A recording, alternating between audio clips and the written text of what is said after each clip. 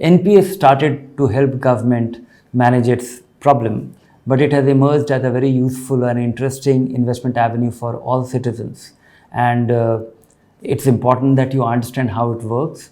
NPS certainly helps you invest for a most important goal of your life, which is saving for your retirement. Hello and welcome to Investors Hangout. This weekly interaction to help you learn and understand savings and investment issues is brought to you by Aditya Birla Sun Life Mutual Fund and Value Research. Now, did you know that out of all the investment options available to Indian savers, the NPS is the most well suited? So much so that only after the possibilities of NPS are exhausted should you turn to equity. But even then, NPS remains underutilized. So, in today's episode, we'll give you some of the most compelling reasons to start investing in the national pension system.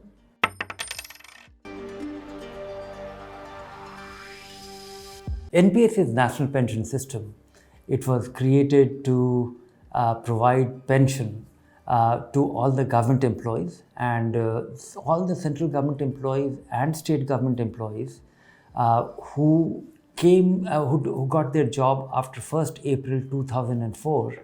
For them, this was created because that was the time when government realized that the pension benefit provided to all the retirees is so huge that it would like to cut short on its commitment. Here in NPS, the liability was, or the assurance was that they will match the employee's contribution and it will be held through the period till he retires, and that money which will be accumulated will buy annuity, and that is how they will be actually owner of their own pension. Effectively, half of your pension you would have paid for it yourself. Besides a pension provision for government employees, it has emerged as a very interesting and useful investment avenue for private citizens as well. Every Indian citizen is allowed or can invest in NPS. You can invest by choice, or it can well be structured as a pension plan in any company and your employer's contribution. There is no other perk which is tax-free. So your employer's contribution in NPS, which can be 10% of your basic salary, is a tax-exempt income for you.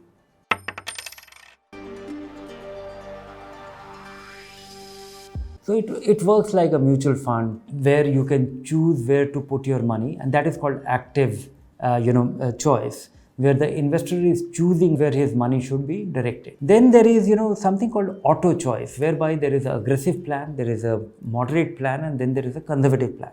The conservative plan is like we have mutual funds where 25% of your money is invested in equity, remaining in fixed income. There's a moderate life cycle fund, which is where 50% of your money goes into equity and 50% into debt. And the aggressive plan has 75% money going into equity. That is the asset allocation plan which NPS decides or does with your auto choice. And all these things which I explained is locked till your retirement. There are 2-3 special situations in which you can take your money out. That is, a critical illness or a child's education. But otherwise, the money is locked till your retirement. Tier 2 is like a mutual fund, but Tier 2 can be had only if you have Tier 1 account with NPS, of NPS.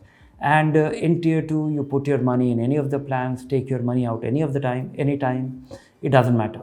So that is like a real mutual fund, coming in the form of a relatively more, much cheaper and reasonable performance too.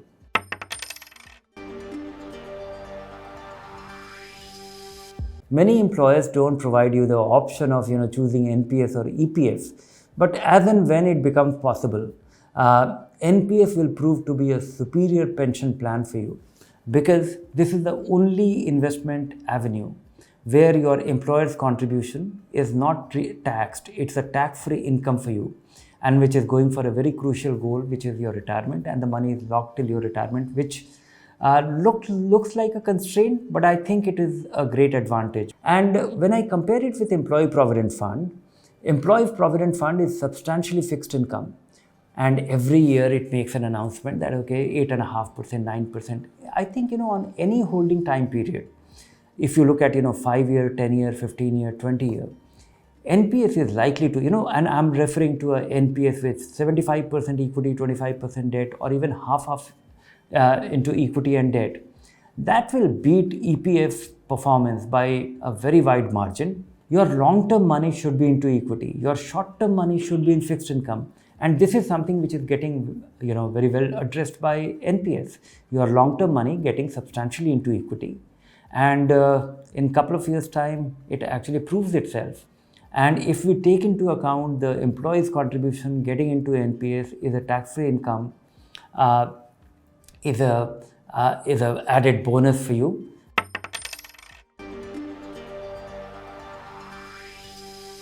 NPS has emerged as a very fine investment vehicle.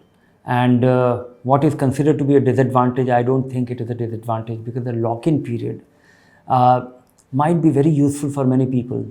Not having access to your long-term money or a very important money that you are accumulating for a very specific goal, retirement. There is one negative which comes to my mind, which is not a problem with NPS, but the design of NPS, that your contribution to NPS all your life and you retire, and the big accumulation that you have done, 60% withdrawal can be tax-free. You are at liberty to take it out and do whatever you want to.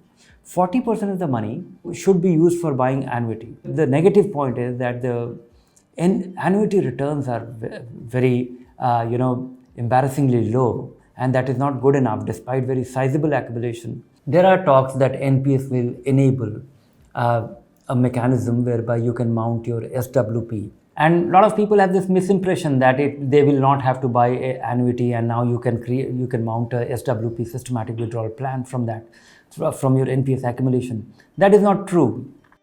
In the statute book, it is mandatory that on your retirement, 40% has to be directed towards buying annuity. This SWP provision merely is about enabling a systematic withdrawal plan of the remaining 60% of your accumulation. So that could be a supplementary pension income for you.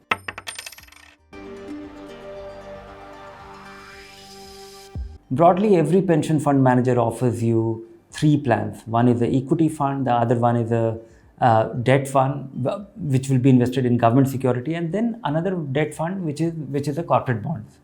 And my understanding is that the debt funds are very good because their cost is low.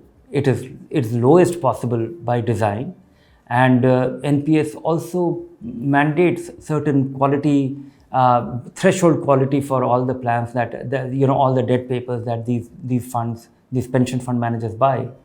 And when it comes to equity plans, I think equity fund managed by pension fund managers, I think you have better avenues available in the mutual fund arena, because one, you have far superior performing, better diversified, or more focused multi-cap, mid-cap, and long-term vehicles, which have been able to beat the NPS fund by a wide margin.